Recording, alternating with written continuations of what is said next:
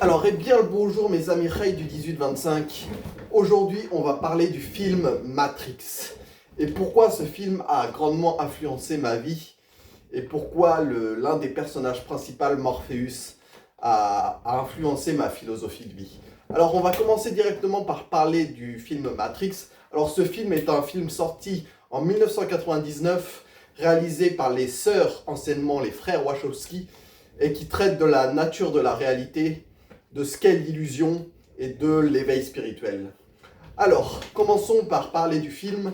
Alors, Thomas Anderson est un programmeur informatique qui mène une double vie. Le jour, il travaille dans une entreprise d'informatique comme programmeur informatique, et la nuit, c'est un pirate qui se fait prénommer Neo. Un jour, un homme va rentrer en contact avec lui, il s'appelle Morpheus, et en fait, Morpheus, que représente Morpheus? Morpheus représente le guide spirituel, celui qui amène le disciple ou l'initié à s'éveiller, à atteindre l'éveil spirituel. Donc Morpheus est une allégorie de l'éveil spirituel. Et donc Morpheus va proposer à Neo de soit prendre la pilule bleue ou soit prendre la pilule rouge. Alors c'est marrant parce que moi, quand je sors dans la rue en Morpheus, eh bien je propose des tic-tac en guise de red pill ou blue pill, c'est-à-dire des tic-tac rouges ou des tic-tac verts, même si c'est pas bleu, pour sortir les gens de la matrice. Un jour, je vous ferai une vidéo sur comment j'aborde les gens dans la rue. Ça risque d'être drôle. Alors, revenons au film. Alors, Morpheus propose à Neo de soit prendre la pilule bleue et de rester dans l'illusion, rester dans l'ignorance, ou prendre la pilule rouge et découvrir la vérité, découvrir ce qu'est la matrice, découvrir la nature de l'illusion. Et donc, Neo prend la pilule rouge et se rend compte qu'il vit dans la matrice et que tout ce qu'il croyait être, toute son existence est basée sur une illusion en fait. Et en fait, dans cette matrice, les humains sont esclaves des machines qui utilisent les humains comme source d'énergie pour alimenter leur monde. Et donc du coup, c'est cette réalité-là que Neo va être confronté. C'est un premier moment d'éveil, c'est-à-dire que Neo est confronté à la nature de l'illusion et se rend compte que tout le monde dans lequel il vivait est une simulation, est une illusion. Alors, qu'est-ce que la matrice? La matrice dans notre monde à nous, la matrice dans notre monde à nous est une métaphore du mental humain, de l'ego. Et en fait, nous sommes tous esclaves du mental humain parce que nous sommes tous identifiés plus ou moins à notre mental et à notre ego. Et en fait, notre ego, qu'est-ce que notre ego en fait? Notre ego, c'est notre nom.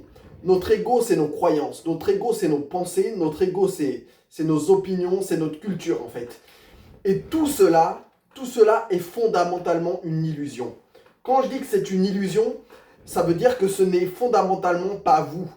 C'est peut-être une partie de qui vous êtes, mais vous n'êtes pas votre nom, vous n'êtes pas vos croyances et vos opinions, vous n'êtes pas votre culture. Tout cela représente une partie de qui vous êtes et une partie de l'illusion, en fait. Ce n'est pas réel. Ce n'est pas réel. Et en fait, vous êtes dans une simulation mentale. La matrice, en fait, est une simulation mentale où vous êtes prisonnier de votre mental, vous êtes esclave de votre mental, esclave de votre ego. Et en fait, cette matrice est simplement une simulation créée par nos pensées qui nous font, comment dire, vivre dans une illusion en permanence, c'est-à-dire que nous sommes esclaves de nos jugements, nous sommes esclaves de nos pensées, nous sommes esclaves de nos opinions, et en fait tout cela représente la matrice, c'est-à-dire la matrice mentale, c'est-à-dire cette simulation créée par nos pensées. Et donc la matrice ne représente pas seulement notre ego et notre mental en fait. La matrice, c'est tout le système. Et en fait, le système ou la société telle qu'elle est n'est qu'un macrocosme du mental humain en fait. Ce n'est qu'une version élargie du mental humain en fait. Et en fait, le système nous pousse à consommer, nous pousse à jouer un rôle, nous pousse à nous identifier à une culture, à une religion, à, à un pays en fait. Et tout cela est une illusion en fait. Tout cela est est une illusion de la réalité. Toute cette identification, tout cet attachement représente l'illusion en fait. Et en fait, l'éveil, le premier éveil que Neo est confronté, c'est de se rendre compte qu'il n'est pas la matrice en fait, qu'il n'est pas son mental. En fait, Neo réalise qu'il a vécu dans un monde qui est une illusion du début à la fin, en fait. Et nous, c'est un peu pareil, c'est-à-dire que nous vivons à travers nos pensées, à travers nos jugements, à travers nos opinions, pardon, et c'est fondamentalement une illusion. Et en fait, il faut se rendre compte que pourquoi c'est une illusion, parce que au-delà du mental, il y a notre véritable identité, c'est-à-dire notre présence, notre conscience, c'est-à-dire la conscience de l'instant présent, la présence en fait. Et ça, c'est le premier stade de l'éveil, c'est se rendre compte qu'il y a une présence au-delà du mental et que cette présence est une partie et même fondamentalement ce que nous sommes. Alors, dans le film Matrix, Neo va affronter l'antagonisme principal qui est Monsieur Smith et il va affronter les machines également dans le monde réel. Et en fait, les machines, selon moi, est une métaphore, un symbole de ce qui contrôle notre attention en fait.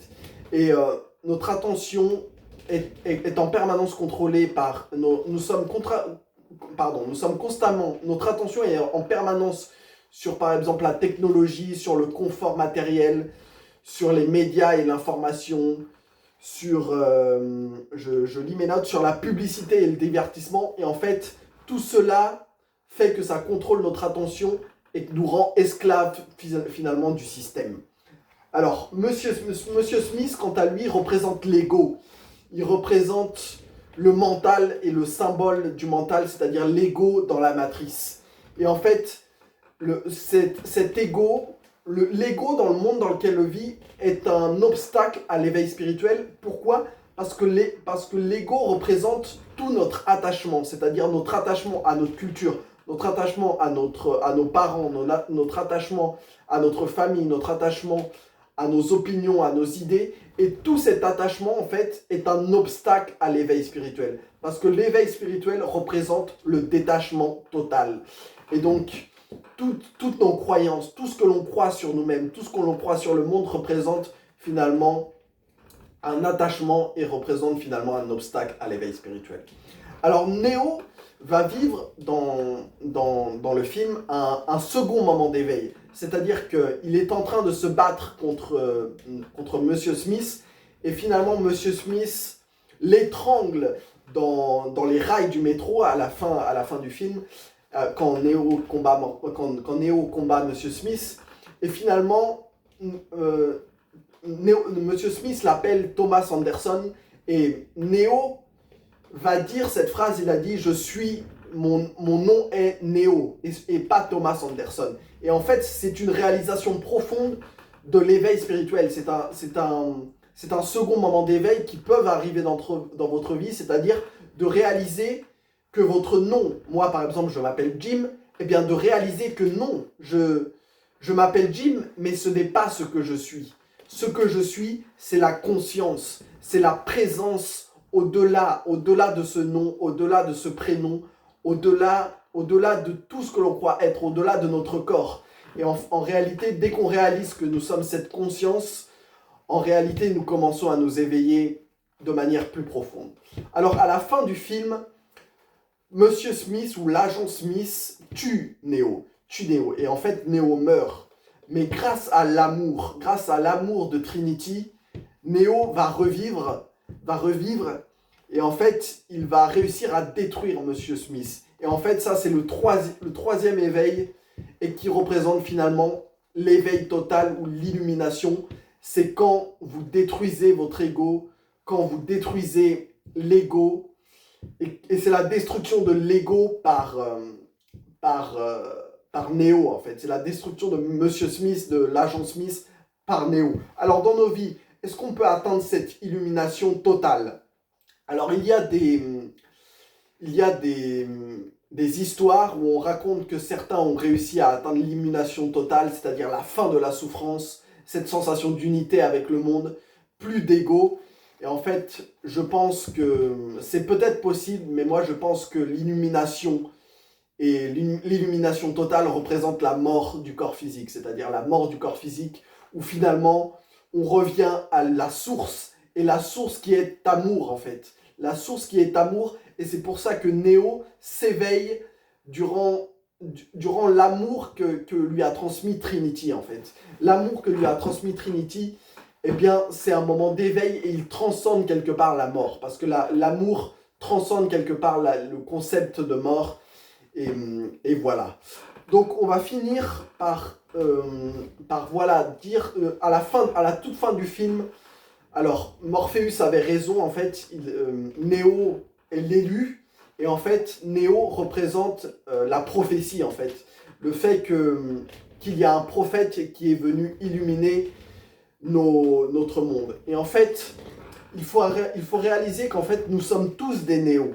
Parce qu'en fait, en nous, brille la lumière des anciens prophètes des anciens temps, c'est-à-dire des prophètes comme Jésus, comme Mahomet, comme Bouddha. Et en fait, cette lumière intérieure que ces prophètes nous ont transmis est en nous, en fait. Elle est en nous à travers notre conscience. Et en fait, on a tous le pouvoir de s'éveiller comme Néo, et on a tous le pouvoir d'éveiller les autres comme Morpheus. Donc en fait, nous sommes des Néo et nous sommes des Morpheus. C'est ça qu'il faut comprendre. Et en fait, Morpheus représente l'éveil et Néo représente celui-là qui va atteindre l'éveil.